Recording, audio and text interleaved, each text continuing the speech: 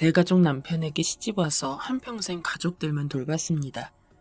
제 남편이 첫째였고 당시 있던 도련님들만 3명, 시누이만 2명이었어요. 맏며느리로서 그 많은 시동생과 시부모님을 저 혼자서 모셔야 했죠.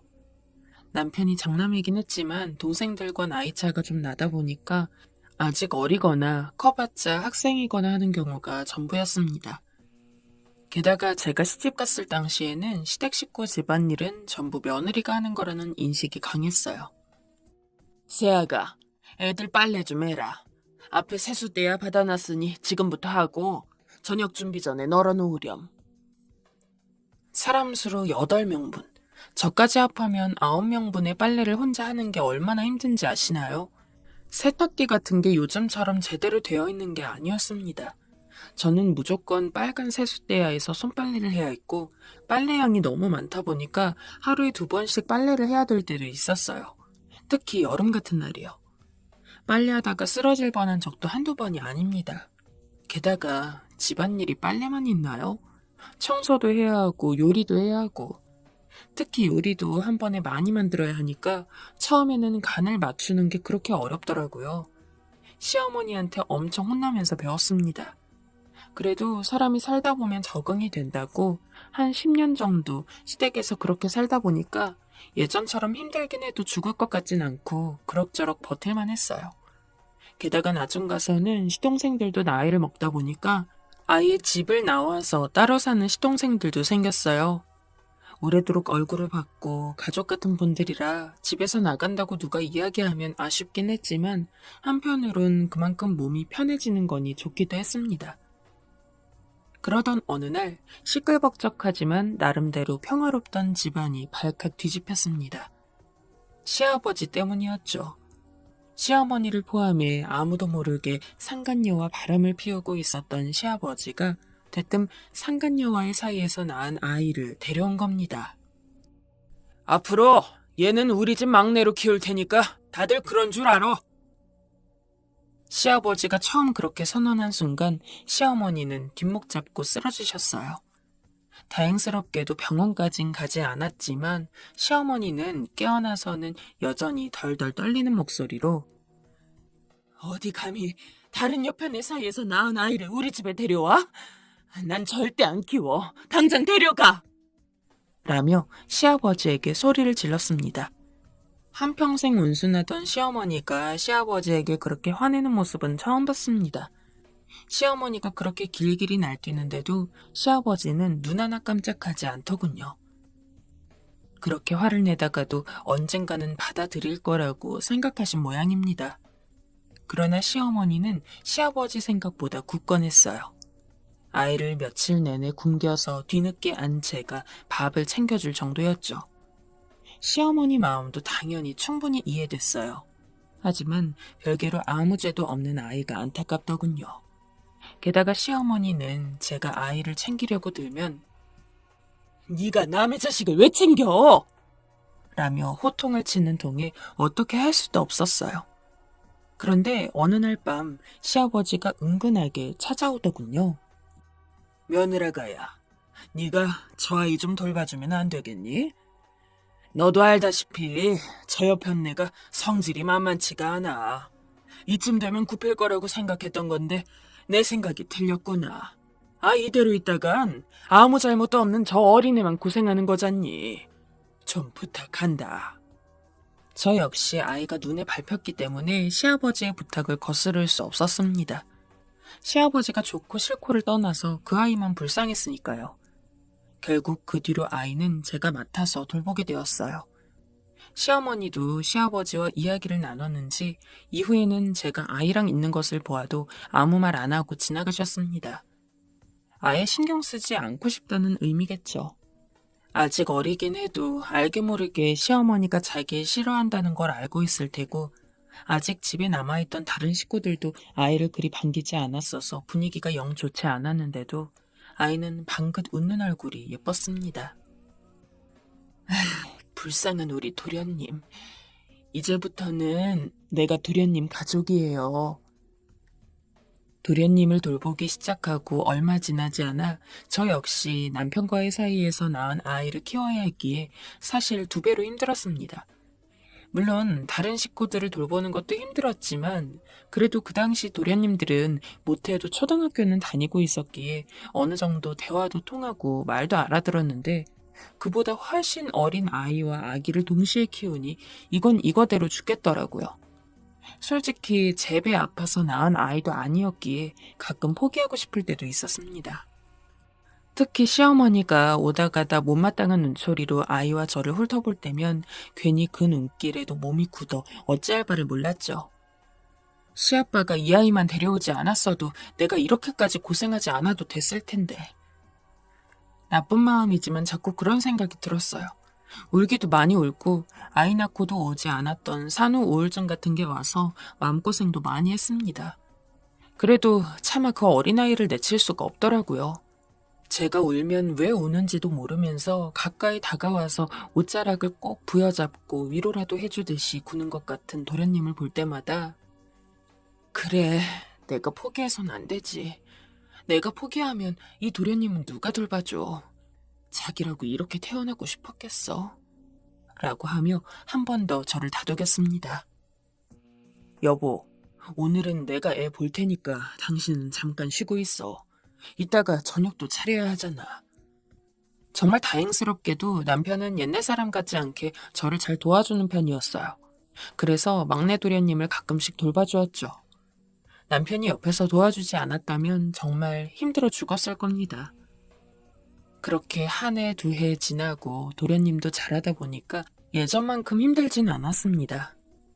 사실 피는 안 섞였지만 그때 되니 도련님도 제 자식이나 다름이 없더라고요.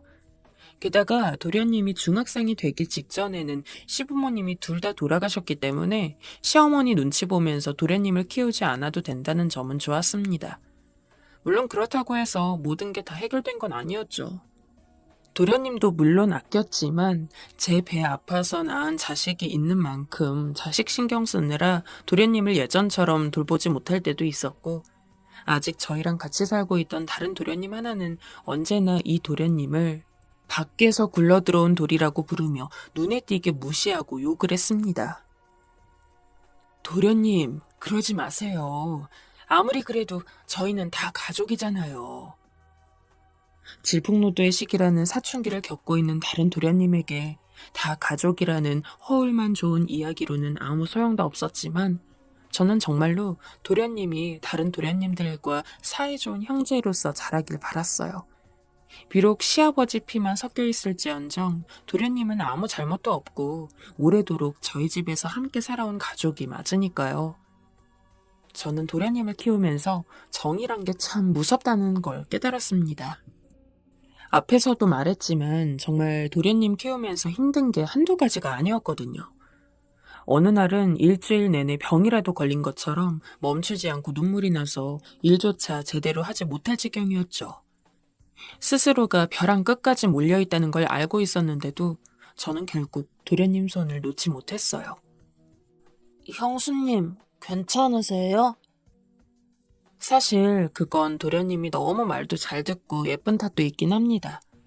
안쓰러운 이야기지만 도련님은 아무래도 자라온 환경이 이렇다 보니까 어릴 때부터 눈치를 엄청 많이 봤어요. 그래서인지 집안 분위기가 좋지 않으면 어디 숨었는지 쥐죽은 듯 나오지 않기도 했고 제가 힘들거나 평소랑 달라 보이면 쪼르르 와서는 형수님 괜찮냐고 묻는 게 일상이었습니다. 그렇게 말을 잘 듣는 아이가 아니라고 하더라도 몇 년 이상 함께 먹고 자고 하면 정이 드는 게 당연한데 마음도 곱고 말썽 한 번 안 부리는 도련님은 얼마나 더 정이 갔겠습니까? 저 지금껏 시댁살이 하면서 다른 시동생들이 저를 도와주겠다고 나선 적이 한 번도 없거든요. 물론 그런 걸 바라지도 않았어요. 하지만 유일하게 우리 새 막내 도련님만이 제가 할 일이 많아 보이면 어릴 적부터도 형수님 뭐 도와드릴까요? 하면서 쫓아다녔습니다. 고사리 손으로 뭘 얼마나 도울 수 있다고. 하지만 얼마나 어른스럽고 예쁩니까? 실제로 도련님에게 도움을 받지 못해도 도련님이 그렇게 얘기할 때마다 마음이 참 따뜻해졌습니다. 다른 가족들한텐 낯을 가리는 도련님도 저에게는 예쁜 말, 좋은 말만 했습니다. 다 큰 뒤에는 언제는 또 제 앞에서 우리 형수님이 제일 아름답다는 너스레까지 떠는데, 이러니 제가 어떻게 도련님을 자식처럼 아끼지 않을 수가 있겠어요. 게다가 도련님은 공부도 잘해서 대학교도 한 번에 좋은데 떡하니 붙어서 장학금 받으면서 학교 다녔습니다. 아유, 우리 도련님 너무 고생했어요. 이렇게 좋은 대학에도 한 번에 붙고. 그래도 대학교까지 보내고 나니 제가 예전처럼 도련님에게 신경 쓸 건 많이 없었어서 저도 그때부터는 꽤 여유 있게 지냈던 것 같아요. 참 다행인 게 제 자식들이랑 도련님은 사이가 나쁘지 않아서 제법 형제처럼 지내기도 했습니다. 그렇게 몇 년이 흐르고 제 자식들은 다 대학교 졸업을 했고 하나하나 결혼도 했어요. 젊었던 저는 점점 얼굴에 주름도 많아지고 체력도 없어졌지만 잘 키운 아이들이 각자 자기 가정 꾸리면서 사는 거 보는 게 낙이었습니다. 원래 부모들은 자식이 결혼하고 나면 그때야 비로소 아, 내가 드디어 애들을 다 키워냈구나 하는 생각이 들거든요. 성인이 되었어도 결혼하기 전까지는 내 품에 있는 자식이라는 생각이 드는 것 같아요. 하지만 그런 저에게도 한 가지 걱정이 있었습니다. 바로 제가 키운 또 다른 자식인 도련님이 아직 장가를 가지 않았다는 거였죠. 도련님은 마음에 드는 여자가 없으세요? 연애는 하고 계신 거죠? 빨리 결혼하는 것까진 아니더라도 못해도 30 초반에는 결혼을 해야 한다고 생각했습니다. 보통 그것보다 늦게 하는 사람들이 거의 없었거든요. 그런데 당시 도련님의 나이가 44이었어요. 44을 먹고 결혼 소식은커녕 연애를 하는지 안 하는지도 모르는 상황이니 저로서는 걱정이 되더라고요. 남의 결혼에 오지랖 부리긴 싫지만 워낙 어렸을 때부터 제가 아들처럼 키워온 도련님이니까요. 마음 맞는 사람이 없는 것 같아요. 걱정 마세요, 형수님. 좋은 사람 생기면 형수님께 제일 먼저 소개시켜드리러 올게요. 저는 무엇보다 도련님이 빨리 결혼했으면 했습니다. 물론 혼자 사는 걸 나쁘게 생각한 건 아니에요. 하지만 나중에 저와 남편 죽고 나면 도련님은 혼자 남는데 그때 옆에 아내가 있고 자식이 있으면 위로가 될 테니까요. 물론 제 마음은 그렇다고 해도 마땅한 짝이 없다는 사람을 두고 결혼을 종용해서 될 것도 아니니 그냥 가만히 있었죠. 그렇게 2년 뒤 형수님, 저 결혼하고 싶은 여자가 있는데 인사드리러 와도 될까요? 드디어 도련님이 결혼에 대한 이야기를 꺼냈습니다. 결혼정보업체에서 소개해준 여자라고 했어요. 결혼 생각이 없는 줄로만 알았는데 혼자 나름대로 준비를 한 것 같더라고요. 당연히 인사받고 싶다고 했고 바로 다음날 도련님은 결혼할 사람이라는 여자랑 함께 저희 집에 왔습니다. 그런데 분명 사근사근하니 말투도 괜찮고 행동거지에 문제는 없어 보이는데 이상하게 마음이 안 가더라고요. 마음 같아서는 반대를 하고 싶었습니다. 하지만 도련님도 부록을 훌쩍 뛰어넘은 상황이었고 무엇보다 도련님이 그 여자를 좋아하더라고요. 도련님, 결혼하면 꼭 누구보다도 행복하게 살아야 합니다. 따로 살게 되더라도 저는 여전히 도련님 가족인 거 알죠? 혹시 힘든 일이 있으면 전화하고 아니면 찾아오세요. 저는 언제나 집에 있으니까.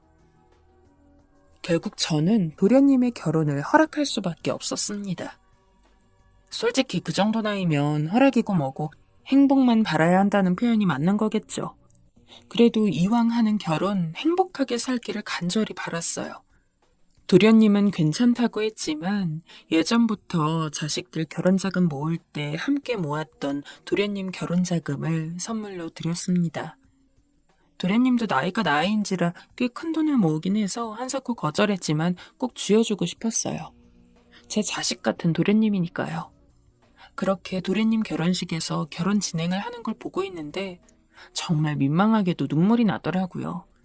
남편도 감회가 새로운지 자식들 결혼할 때도 안 울던 양반이 도련님 결혼해서 눈물을 흘렸습니다. 언제부터인진 몰라도 저희 부부에게는 도련님이 자식 같은 사람이에요. 그것도 조금 아픈 손가락이죠. 친어머니도 제대로 못 보고 친아버지는 돌아가셨고 그나마 반이라도 피가 섞인 다른 형제들은 싸늘하고 제가 도련님이었다면 솔직히 정말 버티기 힘들 것 같았거든요. 하지만 도련님은 늘 씩씩하게 이겨냈습니다. 아무리 제가 곁에서 보호자가 되었다고 하더라도 이렇게 강한 마음을 갖고 있는 건 전부 도련님 스스로가 이루어낸 거라고 생각해요. 그런 도련님이 쑥쑥 자라서 이제는 한 가족의 가장이 된다니. 결혼식을 보고 나니까 너무 많은 생각이 들더라고요. 이제 앞으로 도련님과 같은 집에서 못 살 테니까 뒤늦게 제가 얼마나 도련님을 아꼈는지 알려드리려고 편지도 썼습니다. 사랑하는 우리 도련님, 사실 처음에 도련님을 맡아 키워야 했을 땐 참 힘들었던 것 같아요. 하지만 언제부터인지 저에게 도련님은 친아들과 같은 존재가 되었습니다. 언제나 밝은 얼굴로 형수님 하고 부르는 도련님 목소리가 벌써 그리워질 것 같네요. 도련님의 결혼을 정말 축하드려요. 이거 비밀인데 자식놈들 결혼보다 도련님 결혼이 제게는 더 마음에 와닿았어요. 부족한 저를 형수님 하면서 잘 따라주셔서 정말 감사합니다. 힘들면 언제든지 전화하고 집에 오라는 거 그거 빈말 아니에요. 그래도 자주 얼굴 못 봐도 되니까 도련님이 행복한 일만 있었으면 좋겠습니다. 편지를 받고 오는 도련님을 꼭 안아주고 저희는 그렇게 이별 아닌 이별을 했어요. 저는 남편이랑 잘 싸우지 않는 편이었지만 그럼에도 의견 충돌 같은 건 있었기에 내심 도련님이 나중에는 아내랑 다툴 일도 있지 않을까 미리부터 걱정이 되더군요. 하지만 저는 분명 조금 나중에 그런 일이 있을 거라고 생각했지 설마 결혼 일주일 만에 도련님이 저를 찾아올 일이 생길 줄은 꿈에도 몰랐습니다. 그것도 잔뜩 눈물을 흘리면서 말이죠. 형수님, 저 어떡하면 좋죠? 갑작스러운 방문에 저도 남편도 당황했습니다. 게다가 신혼여행도 다녀오고 기쁜 새 신랑의 얼굴을 하고 있어야 할 도련님이 울고 있었기에 더더욱이요. 이야기를 들어보니까 한창 결혼을 하고 신혼여행을 준비하고 있는데 도련님에게 카카오톡으로 메시지가 하나 왔다고 합니다. 그런데 그 메시지에는 도련님 아내의 불륜 사진이 수십 장 넘게 찍혀 있었다고 했죠. 그 여자 당신 만나기 전부터 우리 회사 상사랑 동거만 3년 동안 했습니다. 내가 쭉 보니까 그쪽 만날 때도 계속 동거를 하고 있었어요. 원래 가만히 있으려다가 내가 개인적으로 그 상사한테 안 좋은 감정도 있고 그 여자도 싫어해서 멀쩡한 사람 하나 구해주려고 이렇게 보냅니다. 이미 혼인신고했다고 하더라도 결혼한 지 얼마 안 됐으니 잘 생각해보고 결혼 무르던지 하세요. 원래 쓰레기는 쓰레기끼리 만나야 하는 법. 도련님은 차마 그 메시지를 아내에게 보여줄 용기가 안 나서 일단 저에게 온 거라고 했습니다. 사진이 거짓말이라기에는 장수가 너무 많았고 사실적이어서 일단 불륜은 확실한 것 같았어요. 제가 그 이야기를 듣고 얼마나 눈이 뒤집혔는지 아십니까? 말종 같은 인간들. 도련님한테 혹시 혼인신고했다고 하더라도 상관없으니 얼른 이혼하라고 이야기를 하니 정말 다행스럽게도 도련님은 혼인신고를 안 했다고 합니다. 원래 바로 하려다가 그 여자가 신혼여행 다녀오고서 해도 늦지 않겠다는 이야기에 일단은 급한 것부터 정리하고 여행 다녀온 뒤에 하려고 했다고 하더라고요. 정말 하늘이 도왔죠. 저는 그 길로 도련님에게 그 여자 부모님 전화번호를 알아내서 전화를 걸었습니다. 지금 당신 애들 딸이 직장 상사랑 3년 동안이나 최근까지 동거를 했다면서요? 그런 상태에서 결혼이라니 이거 완전 사기 결혼 아닌가요? 일단 이 결혼 무를 생각이니까 그렇게 알아두세요. 그게 무슨 말 같지도 않는 소리예요. 다짜고짜 전화해서 이런 식으로 되먹지 못하게 따지는 법은 어디서 배웠습니까? 내가 이래서 늙은 노총각이랑 결혼 안 시키려고 했는데 부모도 제대로 없고 별 볼 일 없는 사람 기껏 인심 써서 받아줬더니 나오는 꼬라지하고는 으유.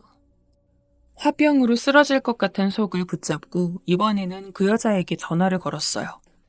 그 전에 도련님이 받았던 사진들을 그대로 똑같이 전송을 한 상태로요. 당신은 이거 보고 느끼는 거 없습니까? 보니까 우리 도련님 만나면서도 동거를 했다고 하는데 당신 이거 사기 결혼이야. 회사에 절 싫어하는 사람이 있는데 이거 그 사람이 짜고 치는 자작극이에요. 바람이라니 전부 오해입니다. 여자는 무조건 오해라고만 주장했습니다. 그걸 뒷받침할 근거는 하나도 없이요. 제가 얼마나 열이 받았겠습니까? 부모부터 그 딸까지 아주 가지가지 하는데 도저히 참을 수 없어 여자에게 카페로 나오라고 했습니다. 그런데 그 여자는 아주 뻔뻔한 얼굴로 카페에 나와서도 다 오해라느니 요새 이런 사진 조작이 쉽다느니 어쩌고 저쩌고 하면서 저를 무슨 하잘것없는 사기 행각에 넘어간 멍청이처럼 이야기를 하더군요. 전화로 이야기했듯이 회사에 저를 싫어하는 사람이 있는데 제가 상사분이랑 일적으로 부딪힐 일이 많아서 같이 있는 걸 사진 찍어서 이렇게 속이는 거예요. 야, 이 여편네야. 너는 상사랑 모텔까지 가서 같이 일을 해? 말 같은 소리를 해야 대꾸를 해주지. 싹싹 무릎 꿇고 빌어도 모자랄 판에 이렇게 뻔뻔하게 나와? 진짜 어이가 없었습니다. 모텔 근처에서 떡하니 찍힌 사진도 있는데 어떻게 상사랑 일을 하느라 같이 있었다느니 그런 이야기가 나오는 걸까요? 저는 그 자리에서 그 여자 머리채를 잡았어요. 놀라서 아무 말도 못하는 여자의 머리를 쥐고 흔들며 정말 말 그대로 머리카락을 다 뽑아버릴 기세로 당겼어요. 이거 나 미친 할망구야! 소나기 사이로 여자의 머리카락이 후두둑 뽑혔고 여자는 그제서야 아프다고 소리칠 정신이 들었는지 고래고래 소리 지르며 저를 어떻게든 떼어내려 했지만 저는 찰거머리같이 붙어선 떨어지지 않았죠. 아무래도 저는 노인네고 여자는 저보다 훨씬 젊은 편이었기에 체력도 딸리고 무릎도 말이 아니었지만 나중에 다 흐트러진 머리칼과 제가 여자 얼굴에 남겨둔 손톱 자국을 보니까 아픈 건 싹 사라지고 속이 시원하더라고요. 마치 20대 쌩쌩한 처녀 시절로 돌아간 것 같았죠. 그 여자는 저한테 하도 맞아서 온 얼굴이 두꺼비같이 퉁퉁 부었고요. 물론 깔끔하게 마무리된 건 아닙니다. 사람 많은 카페에서 그런 짓을 벌였다 보니까 사장이 신고를 했더라고요. 졸지 저랑 그 여자 모두 경찰서에 갔습니다. 아니 형수님, 이게 대체 무슨 일이에요? 도련님도 아마 놀랐을 겁니다. 잠깐 그 여자랑 만나서 이야기만 하겠다고 금방 올 거라고 했던 사람이 경찰서에 앉아 있었으니 말이에요. 남편도 경찰서에서 연락을 받고 헐레벌떡 뛰어왔습니다. 경찰 조사를 받았는데 제가 시시콜콜하게 다 이야기를 하니까 경찰도 차마 이걸 어떻게 해야 할지 모르겠나 보더라고요. 일단 알겠으니까 싸울 일이 있으면 조용히 싸우세요. 그렇게 공공장소에서 크게 소리치지 말고. 결국 저나 그 여자나 별 문제 없이 경찰서에서 나올 수 있었어요. 하지만 저는 여전히 찝찝했죠. 상황이 이렇게 됐으니 결혼을 모르는 것은 확실시 되었지만 선한 마음으로 그 여자에게 다가갔다가 배신당한 도련님은 사과 한 번 못 받았으니까요. 그래서 그 여자에게 전화를 했습니다. 만약에 도련님에게 제대로 사과 안 한다면 내가 직접 당신 회사 찾아가서 불륜하고 있는 거 전부 소문낼 거라고요. 그 여자도 찔렸는지 황급히 도련님에게 문자로 구구절절 사과문을 남겼나 보더라고요. 그리고 여자랑 헤어진 이후 여자와 동거를 했다던 그 상사도 누군지 알아내서 연락을 했어요. 물론 제일 잘못한 건 그 여자라고 생각합니다. 하지만 박수도 손이 마주쳐야 소리가 나는 법이잖아요. 같이 바람을 피운 그 남자도 용서할 수 없었습니다. 게다가 그 남자 유부남이더라고요. 어떻게든 집안을 찾아내서 전부 알린다고 하니까 개거품을 물더니 자기가 5천만 원을 줄 테니까 제발 비밀을 지켜달라고 하더군요. 그렇게 잃을 게 많은 사람이 나쁜 짓은 왜 했는지. 형수님, 이 돈 받고 아무 말 안 하는 게 맞을까요? 착한 도련님은 비록 그 남자가 잘못한 거라고 하더라도 이런 식으로 협박 아닌 협박을 가하는 게 마음에 걸린 모양이었습니다. 진짜 생각할수록 기가 차네요. 특히 그 여자요. 어떻게 순진한 도련님을 상대로 몰래 양다리를 할 수 있는지. 아무튼 저는 도련님에게 무조건 돈을 받으라고 했습니다. 도련님은 남자의 자존심 그런 것 때문에 안 받으려고 하는 게 눈에 훤히 보였어요. 하지만 저는 현실적으로 조언을 해주었죠. 그 남자가 아니었으면 도련님이 이렇게 힘들 일도 없었을 거라고. 그리고 결혼도 파토난 마당에 그간 준비했던 결혼식 비용이고 정신적인 보상이고 도련님이 충분히 받을 수 있고 이건 그 피해에 대한 보상금 같은 거라고 말이죠. 나중에 들어보니까 그 여자가 결혼한 지 일주일도 안 돼서 도련님과 헤어진 게 알게 모르게 소문이 났나 봅니다. 그러다가 불륜 사실도 완전히 드러나서 그 여자는 퇴사했다고 해요. 꼴 좋죠 뭐. 도련님은 아직 새로운 여자를 만날 생각이 없다고 하는데 에휴, 저는 내심 더 좋은 여자 만나서 이번에야말로 좋은 결혼 생활하면 좋겠지만